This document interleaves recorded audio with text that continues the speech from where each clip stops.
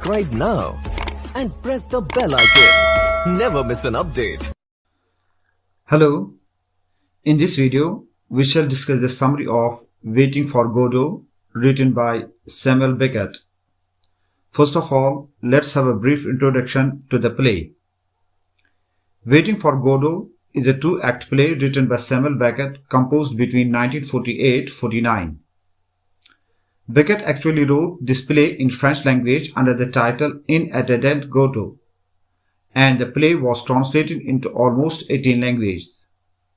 The play was premiered on 5th January 1953 at the Théâtre de Babylone in Paris. The English language version was premiered in London in 1955 and proved the most commercially successful play. The play revolves around the themes of suffering, dignity, waiting, boredom, and nihilism. The play is a fine example of theatre of the absurd. An absurdist play focuses on the experience of characters in situations where they cannot find any inherent purpose in life. Now the question is, who is Godot? Although in the play it has been portrayed as a mysterious character, we are given several traits of Godot in common with God. His white beard reminds us of the image of Old Father. The reference to the goats and sheep to be found in the Gospel according to Saint Matthew, and he shall see the sheep on his right hand, but the goats on the left. So it can mean God, or it can also mean hope or death. Summary of Act First. The scene is set on a country road where Estrogan is sitting on a low mount near a tree. Estrogan has been shown struggling to take out one of his boots but gives up his effort. He again resumes the struggle, but all in vain. Vladimir appears and says that after many efforts he too has realized that he had not yet tried everything. He then asks Estrogan where he spent his night. Estrogan replies that he spent his night in the ditch and was beaten by same lot of people. Vladimir then recalls the time when both of them used to be presentable persons coming down hand in hand from the top of the Eiffel Tower, but now they would not be allowed to go up the tower. Estrogan is still pulling his boots, and Vladimir accuses him of blaming his boots for the faults of his feet. Estrogan suddenly speaks of the two thieves who were crucified at the same time as Jesus Christ. But Vladimir cannot understand why only one of the four evangelists speaks of a thief being saved. Two don't mention any thieves at all, and the third says that both of them abused him. Estrogan then suggests Vladimir that they should leave the spot. But Vladimir says that they can't leave the spot because they are waiting for Godot. Estrogan then asks him if he is sure about the place where they are expected to wait. Vladimir replies that they were expected to wait by the tree, which is almost dead and does not have any leaves. Meanwhile, Estrogan falls asleep, but Vladimir, feeling lonely, wakes him up. Vladimir then asks Estrogan what they should do while waiting. Estrogan replies that they can hang themselves. But Vladimir says that he cannot trust the branch which might break under his weight. Vladimir then says that they should wait for Godot and see what he says. Vladimir is also curious to know what Godot has to offer to them. Now two more characters, Pozzo and Lucky, make their appearance at the same place. Pozzo, who is holding a whip, drives Lucky by means of a rope. Pozzo jerks the rope and Lucky falls down. Estrogan and Vladimir gets ready to help Lucky, but Pozzo stops them and describes Lucky as wicked in his behavior. Estrogan then asks Vladimir if Pozzo is Godot, but Vladimir says no. Pozzo then describes himself as a landowner and wants to spend some time with them. Estrogan then asks Pozzo why Lucky doesn't put down his bags. Pozzo replies because he wants to impress his master and does not want part with him. Pozo then tells them that he is going to a fair to sell Lucky there. But Pozo tells them that he took Lucky as a slave nearly 60 years ago. Pozo then asks the two tramps if they would like to see Lucky dancing, singing, reciting, or thinking. Estragon asks for dancing, while Vladimir for thinking. Pozo now asks Lucky to dance first, and he dances a few steps. Estragon, who tries to imitate Lucky's dance, falls down. Estragon describes Lucky's dance the scapegoat's agony, while Vladimir describes it as the hard stool. Vladimir then asks Lucky to think.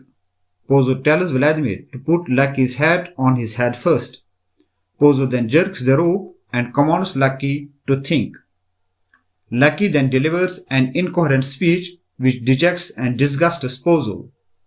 All the three listeners jump on Lucky, but Lucky continues his incoherent speech. Pozo then tells the two tramps to remove Lucky's hat because it activates Lucky's mind. Vladimir removes Lucky's hat and Pozo snatches it and throws it on the ground. After some time, Pozo and Lucky leave the place. Vladimir then says that the visit of Pozo and Lucky had enabled them to pause the time. Estragon again suggests that they should go now, but Vladimir stops him saying that they are waiting for Godot. Meanwhile, a boy now appears and asks Vladimir if he is Mr. Albert. Vladimir replies in affirmative and asks the boy if he has any message from Mr. Godot, and the boy says yes. The boy tells them that Mr. Godot will not come this evening, but will come surely tomorrow. He also tells the two tramps that he works for Mr. Godot and feeds his goats, while his brother feeds his sheep. Now it is the time of night, and Vladimir asks Estragon what he is doing with his boots. Estragon replies that he is leaving them there for somebody with smaller feet. Vladimir asks him if he himself will go barefoot. Estragon replies even Christ went barefoot. Vladimir then tells his friend that everything will be better because Godot will surely come tomorrow. Summary of Act 2. In this scene, we see a minor change in the settings, that is, few leaves have been shown on the tree. In this scene, Vladimir enters and sings a song loudly. His song narrates the story of a dog which had stolen a piece of bread from a kitchen and was beaten to death by the cook.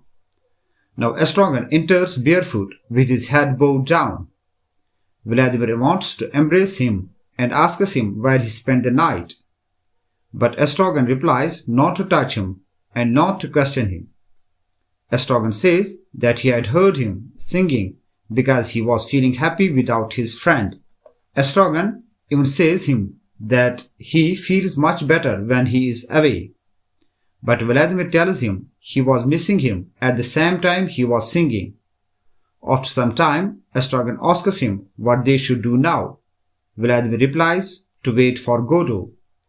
Estragon asks what they will do if Godot does not come.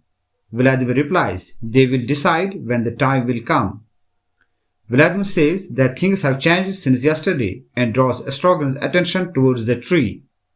But Estragon asks if there was any tree there. He even has forgotten about the hanging and cannot remember Pozo and Lucky.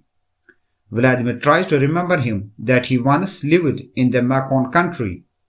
But Estragon denies and says that he has always lived his useless life here. Estragon again asks Vladimir what they should do now, and Vladimir replies wait for Godot. During their long conversation, Vladimir mentions the tree and tells Estragon that how leaves appeared on the tree in a single night, but Estragon could remember nothing. Estragon then suggested that they should go now, for they have come too early. Vladimir says they cannot leave, they are waiting for Godot. As Estragon is ready to leave, Vladimir finds Lucky's hat. He picks up the hat and says that troubles are now over. Estragon is again ready to leave, but Vladimir stops him, tells him that they will play at being Pozo and Lucky. When they play it for some time, Estragon goes away and comes back running and panting. He tells Vladimir that they are coming. It is Godot who is coming, but Vladimir could see nothing, and Estragon asks for forgiveness for having lost his head. In the next moment, Pozzo and Lucky appear again. Pozzo has gone blind and Lucky dumb.